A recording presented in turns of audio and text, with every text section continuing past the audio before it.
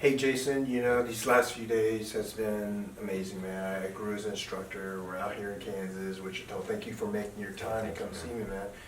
But, my question to you, as a martial artist, you growing up in the Hollywood world, what did you gain out of this? Oh man, I gained awareness, appreciation for the weapons, for everything I learned from you. It was coming into your classes, I didn't know what to expect, but after leaving classes, man, I learned so much. Well, you told me that you're really nervous about the combat carbine class because you didn't have very much experience in that rifle, man. And I knew like that first day you were kind of stressed out. The weather, the condition wasn't, very friendly, right? So talk about that experience, man. Well, coming into the AR class, I was nervous, I was stressed out. Training in martial arts, my instructor says, get comfortable with your weapon. Yeah. Get comfortable. And so I guess just coming into the class, I wouldn't say I wasn't comfortable, but I just learned a lot. And I was definitely nervous. I was happy that at one point I thought it was going to look really cool that the rain was coming out, the weather was switching, and there was one point where I said, oh, really cool, but the moment I got out there, it changed everything. These conditions come in, unfavorable conditions come in. It's to be able to zone them out, right? To be able to adapt to that environment and overcome these harsh conditions. And that's not about conditions of weather, that's about the conditions of life, man, being able to weather through those struggles. But the physical aspects of suffering, right? The physical aspects of being on the range and the glasses are foggy, it's cold, it's windy, it's wet, and you're trying to grasp something new. You're trying to implement something that you haven't implemented. You see, it's overcoming those struggles, and I remember talking to you about those struggles because you had a lot of minds. Yeah. Yeah, it definitely was. Coming into class, I had to empty the cup, and just coming into something new was a little hard for me, to be honest. Wasn't my environment. It's just getting on a range, hearing shots, and it's not my environment. Right. And it was I would say a little, I don't want to say overwhelming, but just different. Not having martial arts gloves and MMA gloves and having completely total different gear. So let's talk about movements, okay? Jason, as a martial artist, man, I believe in the weapon is extension in your hands. One must practice in the ways of that, as in, what's that mean, right? When somebody says, hey, the weapon is extension in your hand, well, first you have to identify you are the weapon, right? The weapon can't fire without you. And utilizing the body mechanics, utilizing structure on the body, Can you relate to that as a martial artist? Yeah, for sure. I guess just training in martial arts, we were always taught that we are an extension of the weapon. And coming to your class, I understood that you are the weapon. You made it very clear that you are the weapon, and for some reason, those two things just clicked. And the body mechanics that you were talking about, the moving the hips, or the jab or the cross, I never forget you told me. See how you're not using the structure of your body, right? So that's why you're fighting that gun. So I said, hey, you can move, let's take class. And I never seen that really.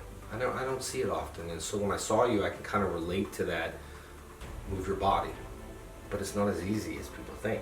Right. For me, Yeah. it's like throw a jab or throw a punch, or there was one part in the video where you said, hey Jason, come up. And I was like, okay. And throw a jab, and I went, it felt different. It just felt really different. But man, that's not my world. So it got me comfortable in just understanding that I have other things on my body. But and those movements needs to be translated, right? Because too many times I see guys go out to their flat range and they practice, pistol marksmanship, but they can't take that teachings and apply to the world, right? So the world, when I say that, as a soldier, as a police officer, you have to be able to take the firearms lesson and be able to fire and maneuver, be able to implement that fundamentals into strategy and tactics, interlocking fire, be able to move to cover and concealment, utilizing speed and accuracy and angles in a structure against your opponent, right? So it's not just about the gun, right? And what I saw with you was that you were struggling at first, right? Until I gave you an answer like, hey, throw a kick. Remember that? Remember when you were pushing the gun, I said, Jason, it's just like throwing a kick, snap the hips, right? And then you got it. You know? Little things that you would help me with, or understanding that using the weapon and moving the body like that, it did click when you said that. And even though I wasn't kicking, the idea and the philosophy behind moving your body, when I watch you do the moves, man, it looks flawless. I mean, you will demonstrate and just be like, boom, boom, and to the point where it's like, okay, well, let me try that. And it's you got to level 10, and all of a sudden you go up there and, got to move my body. You make it look very easy, but that's not. I know it takes a lot of training and stuff, and man, I learned a lot. The Japanese, they call it the state of Mushin, right? The state of no mind, right? A state of Zen. It's truly a state of Zen, of no mind. When all thoughts and emotions are eliminated and truly your training kicks in. I'd always talk about, hey, drive fire, man, keep on doing these reps over and over and over, because you're building that calcium in your brain, right? You're building that neurological pathway. So it becomes a state of no mind. Well, when you start developing these skills, right, over and over and over, you don't think about it. It becomes subconscious, right? And when you're training for a state, there's no other state than a state of no mind. But what I also found was that a lot of people don't know where to go. They don't know if this is the right instructor or this is the right instructor. And some of them, like a lot of the officers and soldiers I've trained, they're trying to break bad habits. They're trying to break habits that they were taught before. I wouldn't say bad habits. They're trying to break habits that they were ingrained on, right? Because now they're seeing a more proficient way of movement, right? And they're trying to break these bad habits. So with you didn't really have too much bad habits. No, I guess I wouldn't say smart about it. I see your teaching and I see your translation. And for me, that can relate to a lot of people. You don't know how many people have been blowing up my phone and wanting to train with you. No, honestly, like I open my inbox and I've worked with people around the world, from every celebrity you can think of, and I've never felt or experienced this, because I get texts that say, hey man, you're training with two, wow, it's amazing. So that's how much you have respect from all the people out there watching you. I mean, I got that. Yeah. I was thinking about, the first day where you had the weather, the rain and stuff, and I remember it was cold, it was hot, we're moving, so your glasses were fogging up on you. You're trying to control and keep your composure in the environments. And when I say this, I always hear in the military, man, we always say, hey, if it ain't raining, you ain't training. If it's not, well, we live in these conditions, right? In the Special Forces, we embrace the hardships, and because we understand through the struggles come development, through the struggle comes growth, through the struggles you will find yourself, right? So in your lifetime, man, talk about some of the stuff that you had to go through to find yourself. Man, I tell you, recently I just started writing, and I think just as a martial artist, growing up, you're trained to be a warrior. I'm always on the mat. So sometimes if I feel something, I'll go to the dojo and train. And that's kind of how, honestly, like growing up in Hollywood and being young in Hollywood, I would train and just try to forget things. But I started writing and getting more in tune with my feelings, I would say. But this is the reason why I'm here. But the thing about you, Jason, was, and I know I spoke to you before, was you became really famous at a young age. When I say that is, you were the Green Power Ranger, but that was such a successful TV show, and you had a lot of people, a lot of viewers, a lot of pressure, man, at that young age. But yet you kept yourself clean. You follow the true path of things, man. You never let that fame sway you from being anything else, For me, it's like a GPS or Siri. That's how I kind of live life. I took detours, man. I took detours, but I stayed on my path.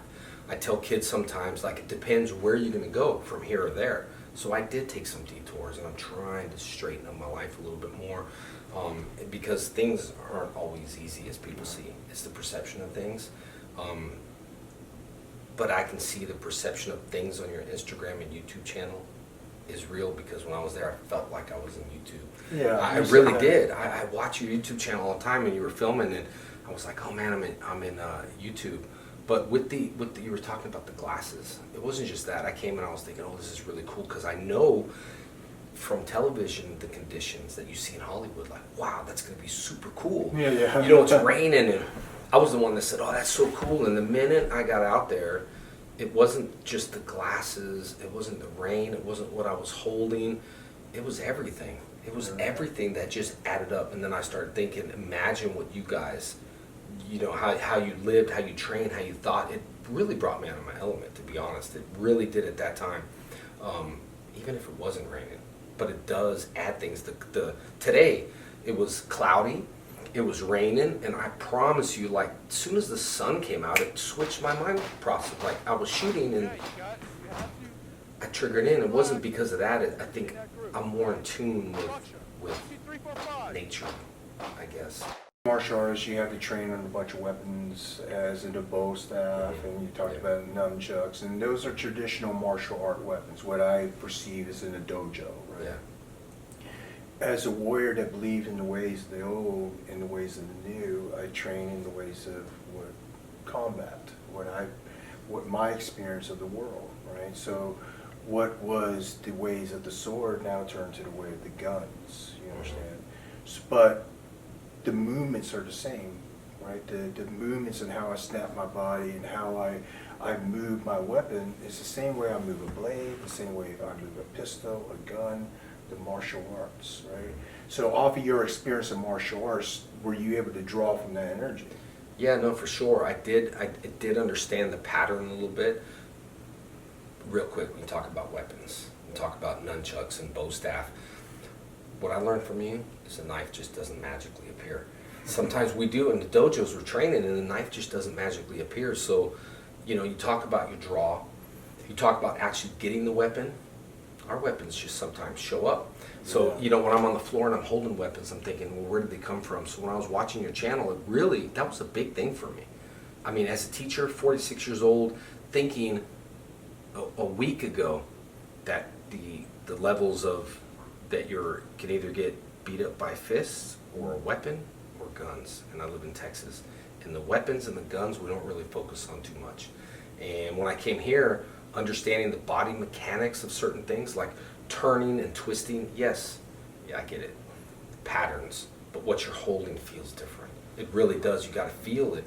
And I thought it was, you know, I wouldn't say simple. I have a whole new respect, not after taking your class, even before looking at your YouTube channel. There's a difference of looking at it and going, wow, I have a whole, you know, different way of looking. You've changed my life and even my dojo practices from your YouTube channel.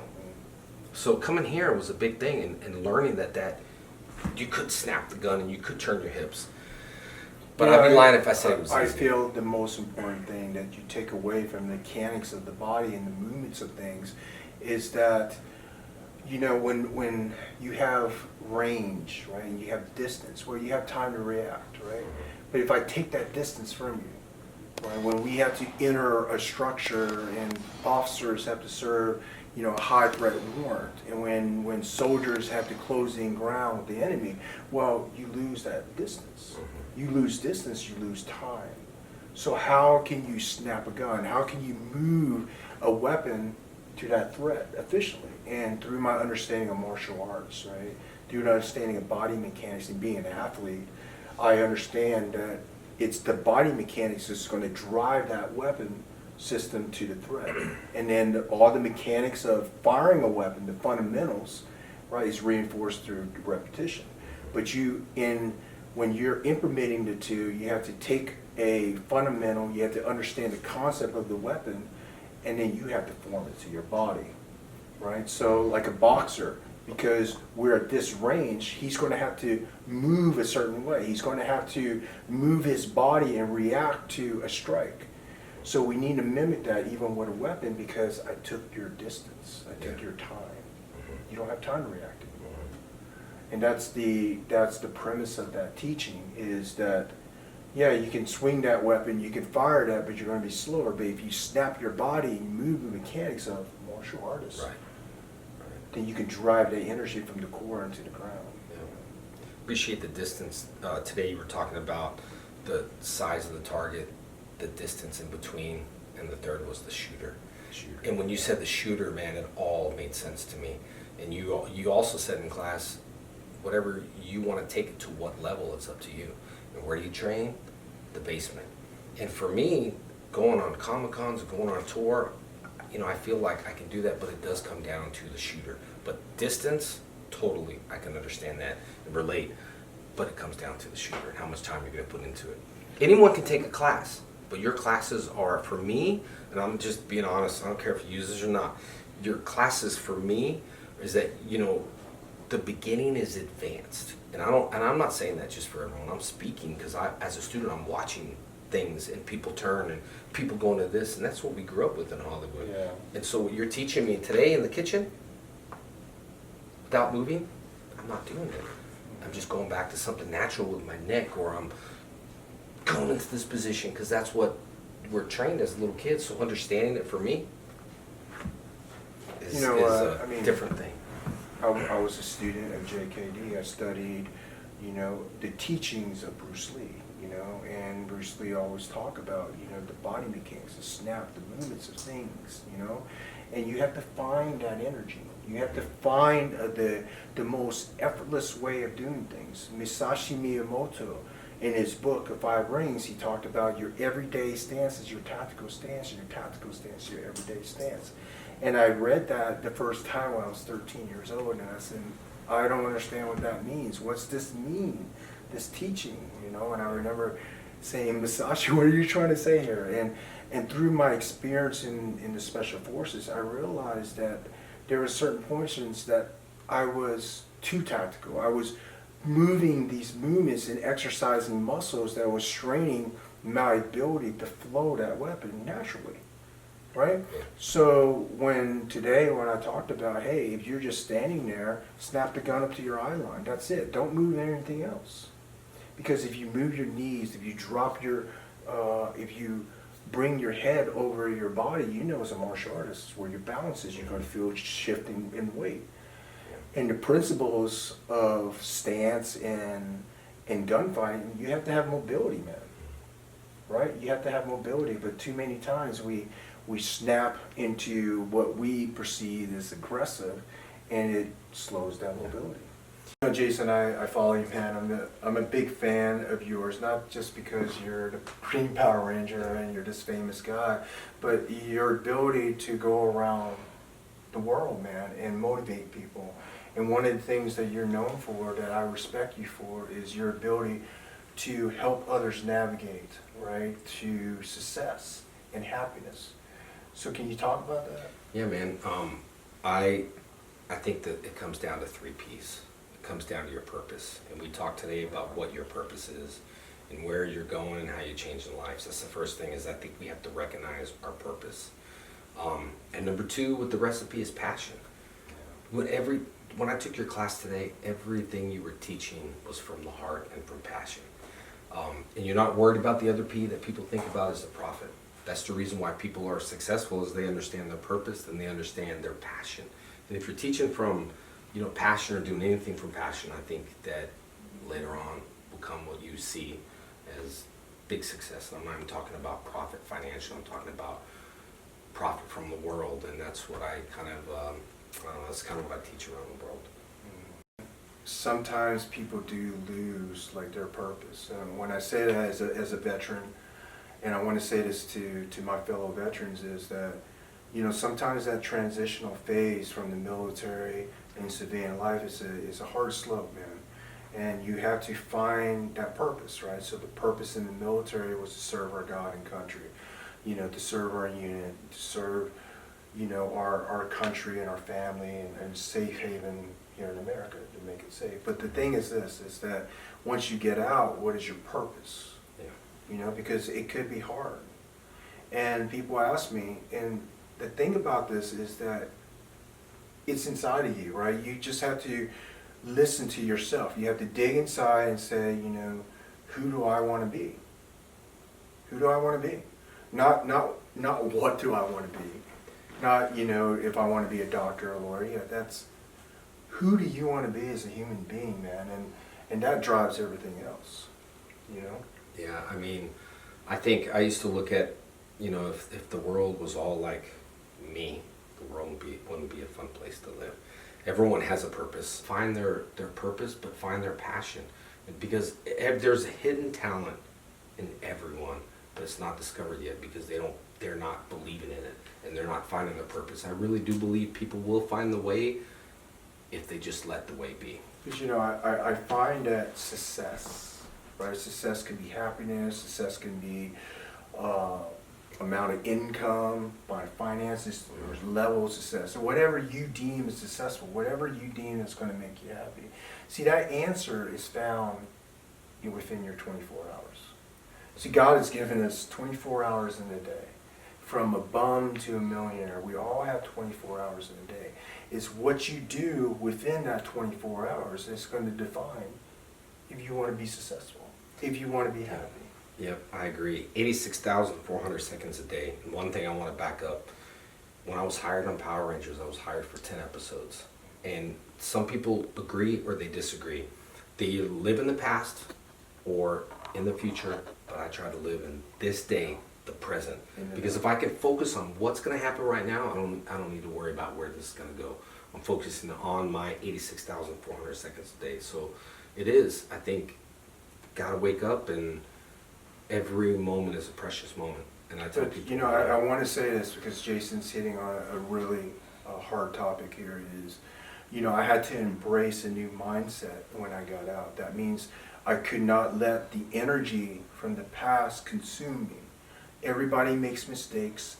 Everybody in life, we learn from our mistakes. And I realized that the energy, right, from the past and the desire of the future, right, desire to be something greater, something more. Well, it doesn't matter, right? Because the only moment that embodies the whole of time is the present moment. See, if you want to be successful, you have to apply the teachings of the past. What did you learn from the past in the present moment to become the person that you wish to be? And you can only do that by living your life in the present. Yeah, I agree. Most people, I don't think of it like that. I can relate living in the past or living in the future. And There's no way to live. That's when you ask how I found myself and how I can kind of, push forward. Is I think I have to live in the present, but take the band-aids off the wound and let them heal and move to the future of having it scars and always reminded of where I was and where I'm gonna be. I want to share this with you guys is that, when I got out, I had a lot of scars. It was a lot of not visible scars. I had a lot of scars inside, things I saw, and I did 24 years in. And the thing was that, I used to mask the scars. Dependency on some kind of chemical, some kind of medication.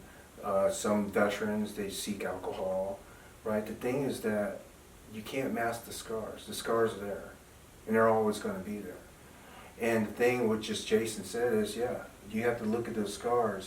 Life is painful, and he's doing it like with just completely sober, and that is painful. It's hard for people to kind of live through that and accept it, but you got to look at life and take it as what it is and move forward. And yes, it might be painful, but I promise you, man, it'll start being less and less. But if you don't take that Band-Aid off, and really, I truly believe that. Even me sitting here right now, I've been through a lot. And, nobody wants to take off a Band-Aid and air it out. And you talk about not physical scars, inside, I feel like your heart can be scarred, but it can be fixed. Absolutely, your soul can be scarred. Fixed. Yeah. Life is painful going through it, but it'll get better. But the thing about living, the samurais talk about life in every breath, to live life and embrace life in every breath. To embrace things as it is, Let's just say you got in a car wreck and you're like, man, I ruined my car, I can't believe this, I can't believe that, right? Well, it happened. You can't change it. Yeah. So why expand the energy on you wish, because they'll never happen, it will never change. You have to embrace things as it is and adapt. Yeah. You have to adapt and overcome to that environment, you know? And for me, I realized that after I got out of the military, man, this was a different world. A world, because I joined the military when I was 18, right? And this was a different world. And our world in the military, on the A teams, I mean, it's a very secret life. It's a very quiet, judgmental, very secret lifestyle. But now, in order for me to be a teacher, you see, I have to expose my wounds, right? And during that process of exposing your wounds, you will have the judgment. You have the people to point their fingers and say that they're better than you, and that's fine, man. You know, I got it. You lived a better life and you're better than me. But as a human being, my goal in life is, you know, at the final moments, you know, the samurai said that life should be invested. We spend money, we spend time, health, you know, investing into our life to prolong our life. But we're not going to live forever. Because at the final moments, when you have to give away this life, did you live a righteous life, man? Were you a good human being? I don't care your level of success or not your level of success. It boils down, were you a good human being? Right? Because there's nothing more important than that in life. That's true, man. I talk about the purpose, talk about the passion, talk about the profit. What I mean by that is you deposit in my emotional bank account, people's emotional bank account around the world. And I think sometimes people don't do that. And like you talk about living life and laying a legacy behind. Everything you're doing is a footprint, not just in social media, but in life. And you are truly leaving a legacy. I'm leaving a legacy. You are. People are. Doesn't matter, like my daughter, you are leaving a footprint for people to follow. And it doesn't matter which level, you're at a huge level to be able to influence me too, to be able at that level to teach people, but you are leaving a legacy behind. We don't want to think about that, but we should take day by day and invest 100% in what we have today to have a better future for tomorrow. So you've deposited a lot of my emotional bank account, which means that you could take withdrawals. Sometimes people want to take, but it's like, dude, you have done nothing to invest in my emotional bank account. So when we talk about investing, invest in yourself, but also, like you said, take time for yourself. Like you told me, hey, I'm glad you took time. I'm glad you visited because I need it emotionally. And I want you guys to understand that Jason is a very popular guy. I mean, he's a celebrity in his world, man. He was the Green Power Ranger at a very young age, and he grew up to that lifestyle. And he's very demanded around the world. A lot of people depend on him. And he took time off to develop himself as a human being. And as an instructor, as a student, as a person, I really needed to take that mental break and invest in myself. And that's kind of, I'm leaving your class with a whole new outlook, not just on weapons, but a whole new outlook and confirmation of what I teach and what I've learned from other people is kind of that path. It doesn't mean it's the same. Maybe the paths will be like this, but where we're heading should be the same. You know, and for me, it reconfirms some of my teaching methods. The twisting, power from your hips. I might not be raising my hand going, oh, I know the answer because I'm like, but you do make it very clear for people. Instead of teaching like 1 to 10, you're teaching 1 to 10, 1 to 2, 2 to 10. You are breaking it down where there's 10 steps from 1 to 2, and that's what I like about it. It draws everything, and I'm not just saying that. Like I said, I really believe that you break it down methodically and plan it, and that's what I love about it. That's the truth. Investing in myself, investing in my emotional bank account. So I thank you for your